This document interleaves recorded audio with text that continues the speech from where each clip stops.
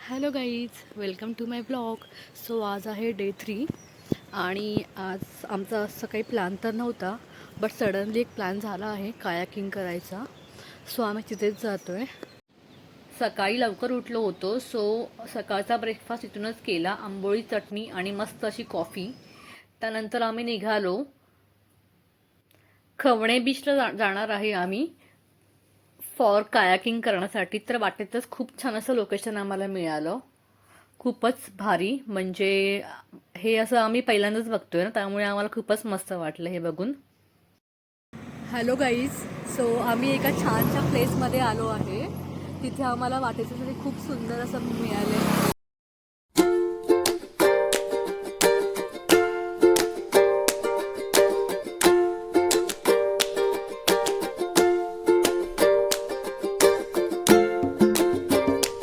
View enjoy करून आम्ही निघालो खवणे बीचसाठी.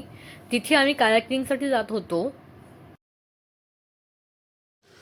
सो गाईज, आम्ही कायाकिंग करायला आलो आहे इथे खवणे बीचच्या इथे.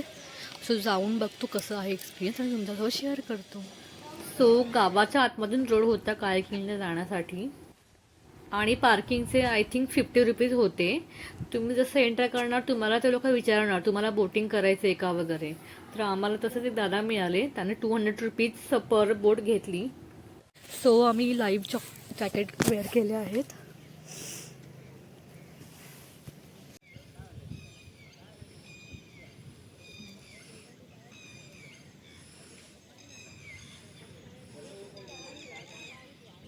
सो गाईज, आम्ही कायाकिंगला करतोय आता. हे लोहित पाठीमागून हे करतोय. इथे आमची बोट फसली होती, सो मी लेफ्ट साईडने केलं, त्याच्यानंतर मग ती पाठी रिव्हर्स केली. सो घाबरण्याचं काहीच कारण नाही, इझी आहे खूपच. लोहित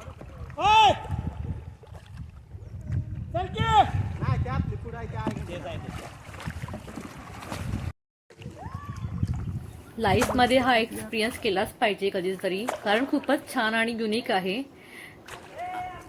आणि इकडचे लोक पण खूप छान आहेत. ते बोलले आम्हाला की तुम्ही 1-1.5 तासामध्ये आलं तर चालेल, काही प्रॉब्लेम नाही. सो आम्ही आरामात फोटोज वगैरे काढून छान एक्सप्लोअर करत होतो बोटिंग.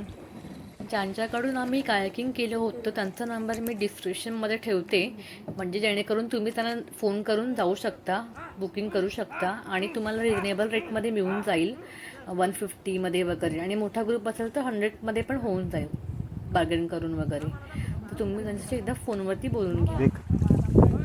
आणि जे आजकाल इंस्टाग्रामवरती फेमस आहे निवती लाईट हाऊस, ते सुद्धा इथूनच होतं. पण आमचं लक नव्हतं, कारण की ते खूप मॉर्निंगला हवा असल्यामुळे ते आता दुपारी वगैरे करत नाहीत. ते खूप मॉर्निंगला म्हणजे 5, 6, 7 वाजता करतात. सो आम्हाला ते नाही मिळालं करायला.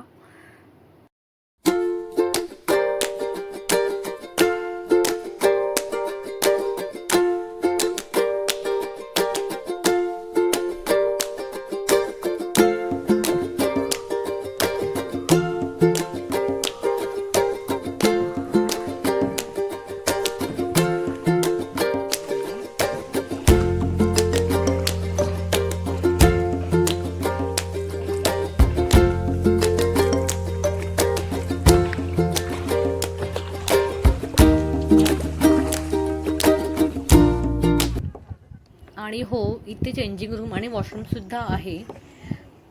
ओव्हरऑल आमचा एक्सपिरियन्स खूपच छान होता, युनिक होता, खूप मस्त वाटलं. त्यानंतर आम्ही निवती किल्ले इथे गेलो. आय थिंक 25-30 मिनिट्स दूर होतं ते खवणे बीचपासून. सो फायनली आम्ही पोचलो. हा जो बीच आहे तो निवती बीच आहे आणि ह्याच्यावरतीच निवती किल्ले आहे. खूप छान असा नजारा आहे इथून. खूपच रिलॅक्स झालं येऊन इथे. सो आम्ही निघालो तिथून आणि वाटेतच आम्ही लंच केला. फिश थाली ऑर्डर केली आणि पुन्हा आम्ही रिसॉर्टमध्ये गेलो, कारण आमची रात्रीची ट्रेन होती. सो पुन्हा आम्हाला बॅकपॅक करायची होती. सो व्हिडिओ मी इथेच एंड करते. कसा वाटला माझा व्लॉग? जर आवडला असेल तर प्लीज लाईक करा, शेअर करा आणि सबस्क्राईब करा. बाय.